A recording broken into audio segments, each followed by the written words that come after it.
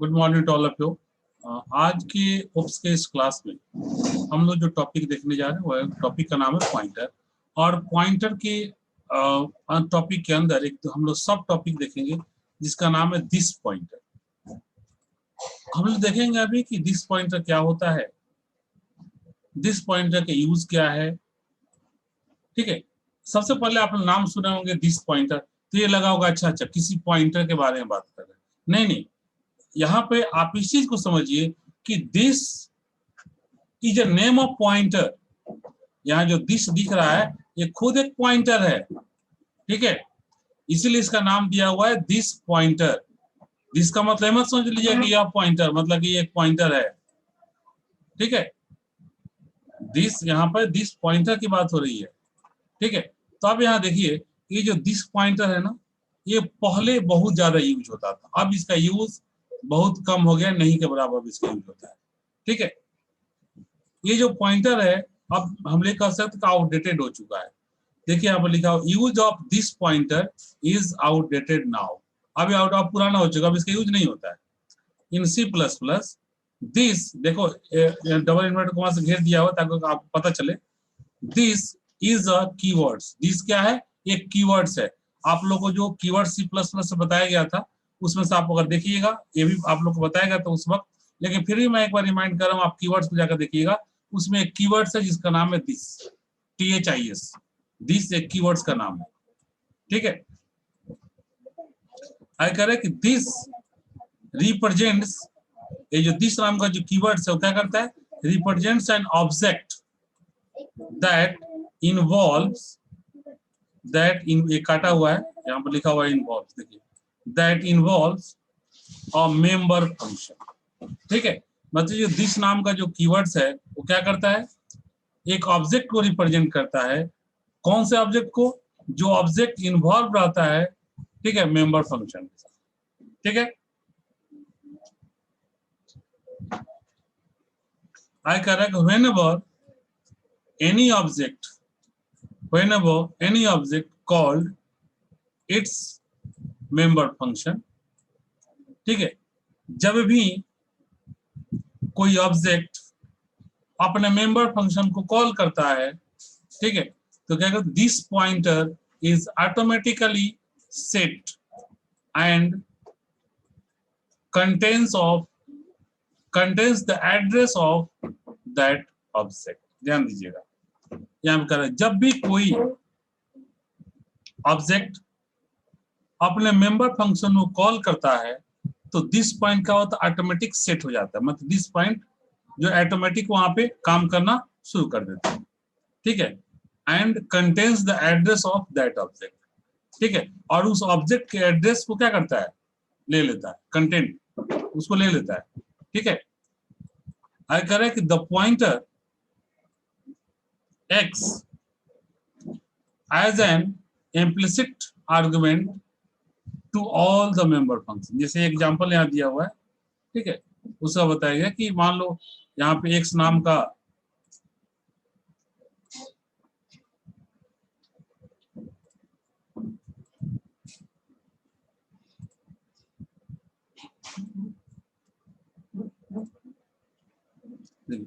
x नाम का यहाँ पर जो एक देखिए यहाँ पर दिया हुआ है, क्लास का दिया हुआ है x y z दिया हुआ है।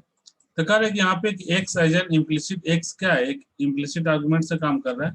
ठीक है, to all the member function, सभी मेंबर फंक्शन के लिए ये एक इम्प्लिसिट आर्गुमेंट का काम करता है। ठीक है, अब यहाँ देखिए एग्जांपल के तौर पे, जैसे आप एक क्लास को यहाँ इंडिकेट किया हुआ है।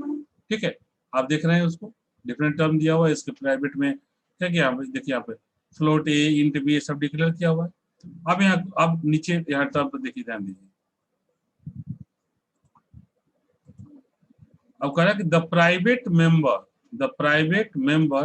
ए and B, the private member A and B, मतलब ये प्राइवेट मेंबर किस लिए बोला गया, क्योंकि ये प्राइवेट का ही पार्ट है ना। प्राइवेट में किसी भी क्लास के प्राइवेट में ही तो हम लोग डिक्लेयर करते हैं उसके वेरिएबल्स को, मतलब डेटा मेंबर को। तो यहाँ पर ए और बी क्या है, डेटा मेंबर है, ये फ्लोट टाइप और बी क्या है, इंटीजर टाइप है। तो ये कह रहा है कि the private member A and B can be use directly inside any member function. ठीक है, किसी भी मेंबर फंक्शन के साथ ये दोनों क्या हो जाएगा, डायरेक्टली यूज होगा। आप पहले से भी जान रहे हैं, क्योंकि क्लास में मान जैसे यहाँ लिख देंगे पब्लिक, अब पब्लिक का मान लो वॉइड ऐड नाम का एक फंक्शन बना देंगे, तो ये जो ऐड नाम का जो फंक्शन होगा वो डायरेक्टली ये भी को एक्सेस कर सकता है। आप सब कुछ जानते हैं, शुरू से पढ़ते आ रहे हैं। ठीक है, तो उसी चीज को अभी तक यहाँ पर उसी चीज को बताया गया, the private member A and B can be use directly inside any member function. किसी मेंबर फंक्शन के साथ ये डायरेक्टली यूज होगा एज, बिल्कुल उसी तरह से। और जो वैल्यू पुट कर देंगे, जैसे मान लो तो a = 10.5 हमने पुट कर दिया और b = 20 पुट कर दिया, तो जिस तरह से हमने यहाँ पुट किया उस तरह से यहाँ पे आ जाएगा वैल्यू। ठीक है, अब देखिए आगे आगे टर्म पर ध्यान दीजिए। आगे कह रहा है कि we can also use the,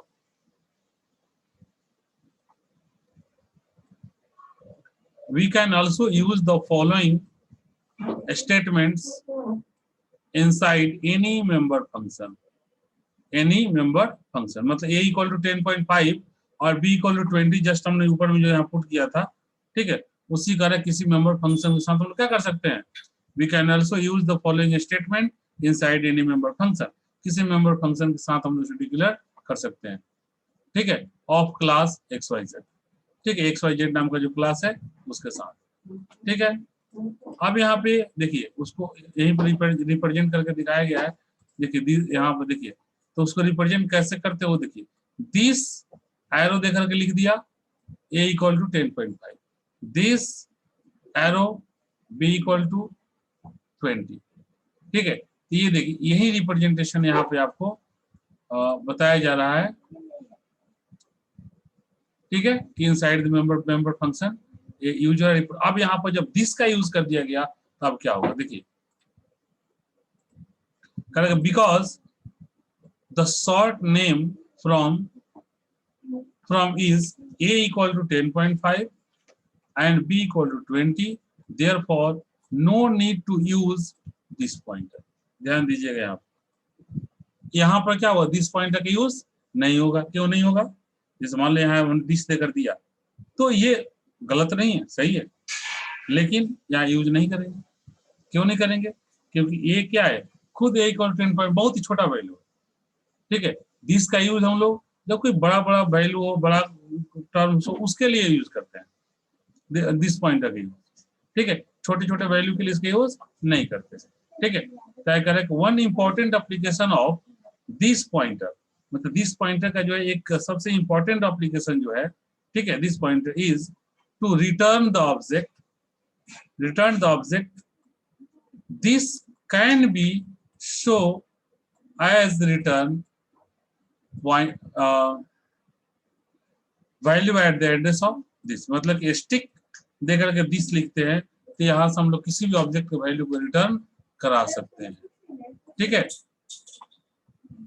अब ये सारा टर्म एक एग्जांपल से क्लियर होगा। ठीक है, हम लोग एग्जांपल देखते हैं। सबसे पहले देखिए ये एग्जांपल से सारा कॉन्सेप्ट क्लियर होगा। एग्जांपल देखिए, पर एग्जांपल में कह रहा है कि write a program to use this pointer and return pointer reference. आप एक प्रोग्राम बनाइए जिसमें दिस पॉइंटर का यूज करिए और पॉइंटर और रिटर्न, ठीक है, पॉइंटर रेफरेंस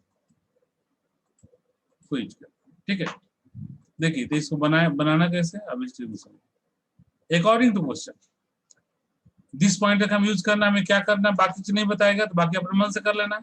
तो जिससे प्रोग्राम लिखते हैं सबसे पहले हेडर फाइल लिखते हैं, हमने लिख दिया। एक क्लास बनाएंगे, ठीक है, तो क्लास बनाएंगे, क्लास का नाम कुछ नंबर वैल्यू सॉरी क्लास का कुछ नाम देना होगा, तो हमने एक क्लास बनाया, क्लास का नाम दिया नंबर। ठीक है, क्लास का नाम हमने दिया नंबर, फिर क्लास को ओपन किया। इस नंबर के अंदर में नम नाम का एक, इसके प्राइवेट में एक नम नाम का हमने क्या किया, एक वेरिएबल डिक्लेयर किया। Number is the name of class, num is the data member of number class, मतलब नंबर नाम का जो क्लास है उसका एक डेटा मेंबर है। ठीक है, इसके पब्लिक में हमने देखिए वॉइड इनपुट नाम का एक मेथड बनाया जिसमें कि हम लोग सी आउट लिख करके मैसेज दिए इंटर नंबर, और सी इन में नम में हम लोग वैल्यू को रीड कर रहे हैं। ठीक है, मतलब इनपुट नाम का हमने एक यहाँ मेथड बनाया है जिससे हम लोग नम के वैल्यू को रीड कर रहे हैं, ठीक है, ध्यान दीजिए। उसके बाद हमने यहाँ पे एक डिस्प्ले नाम का मेथड बनाया है, ठीक है, जिसमें कि हम लोग उस नम के वैल्यू को डिस्प्ले करा रहे हैं, ठीक है। अब देखिए यहां तक आप लोग कॉन्सेप्ट क्लियर हो गया होगा। अब यहां से देखिए उसके बाद अब यहां ध्यान दीजिए,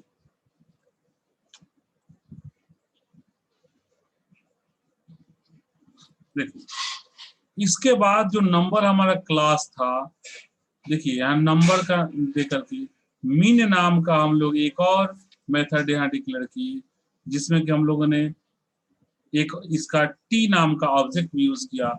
नंबर नाम का जो क्लास है उसका एक ऑब्जेक्ट हमने यूज किया। इसमें हमने यहाँ कंडीशन डाला if T dot mean less than num, T dot mean, ठीक है, मतलब कि टी डॉट मीन करेंगे तो कौन सा कॉल हो जाएगा, हमारा जो मिनिमम का जो टर्म, मीन वाला जो टर्म है, ठीक है, नीचे से अभी देखेंगे तो नीचे देखिए हम लोग अभी वॉइड मीन टर्म देखेंगे तो और ज्यादा क्लियर होगा, ठीक है। तो इसमें हमने कंडीशन डाल दिया T dot mean less than num. अगर ऐसा है कंडीशन तो आप टी को रिटर्न कर दीजिए, मतलब टी का जो वैल्यू है वो आपने शुरू में देखा था ना कि ये ऑब्जेक्ट जो होगा उसी को रिटर्न कर देगा, ऑब्जेक्ट के वैल्यू को रिटर्न कर देगा।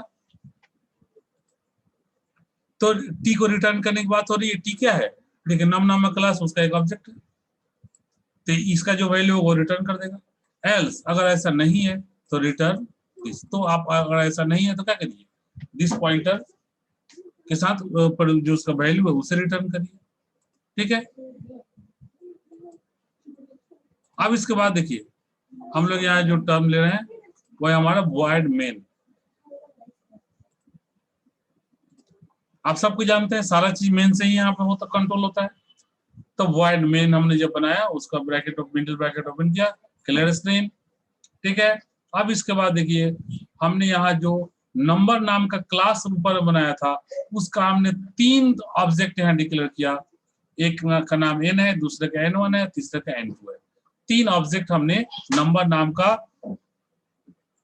3 ऑब्जेक्ट हमने डिक्लेयर किया है, ठीक है।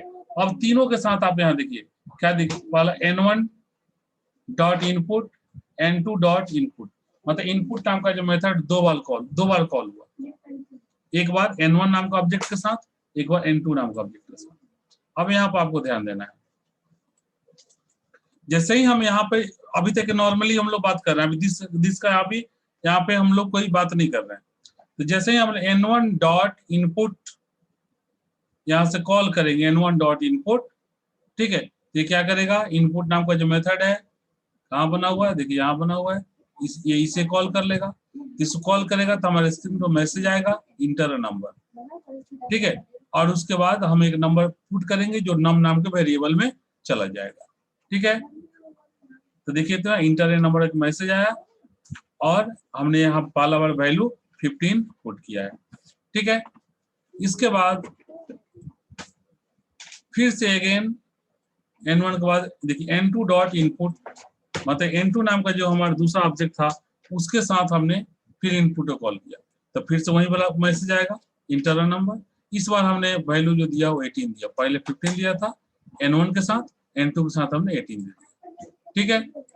अब देखिए तो हमने यहाँ पे 2 बार हमारा ये n1 और n2 दो अलग अलग ऑब्जेक्ट के साथ इनपुट नाम का जो मेथड है वो कॉल हुआ, और दोनों बार हमें यहाँ पे कॉल होने के बाद वैल्यू हमसे इनपुट लिया, पहला बार में 15 हमने दिया, दूसरा बार में हमने 18 दिया है,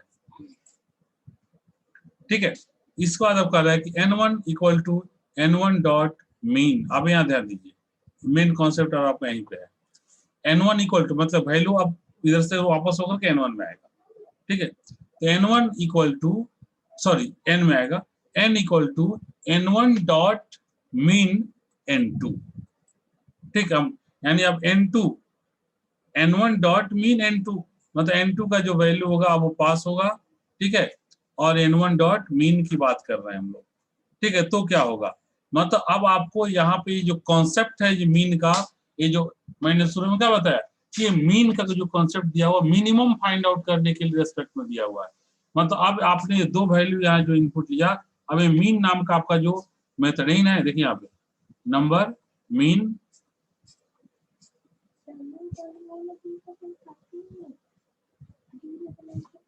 नंबर टी करके था, ठीक है।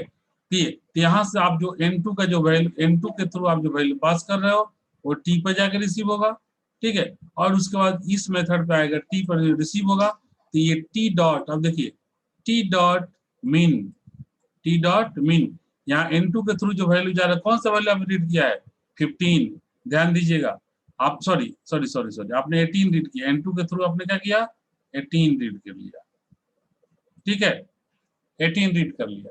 तब ये क्या होगा, आपने t1 डॉट मीन की जैसे बात किया, t1 डॉट मीन आपने किया, तो इसमें आपका वैल्यू क्या थी, n2 यहाँ गया हुआ है, तो मतलब कि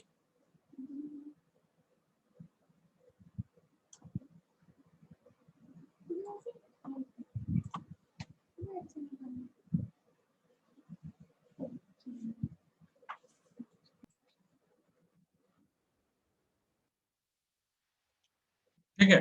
तो देखिए अब यहाँ पे क्या होगा आपका n1 के, देखिए आप n1 डॉट मीन n2, मतलब n2 का वैल्यू, n2 के थ्रू आपका वैल्यू क्या लिया हुआ, 18, ठीक है। तो ये आपका 18 t के थ्रू पास हो गया, ठीक है। तो t डॉट मीन की जब बात हो गई तो यहाँ 18 की बात कर रहे हैं, ठीक है।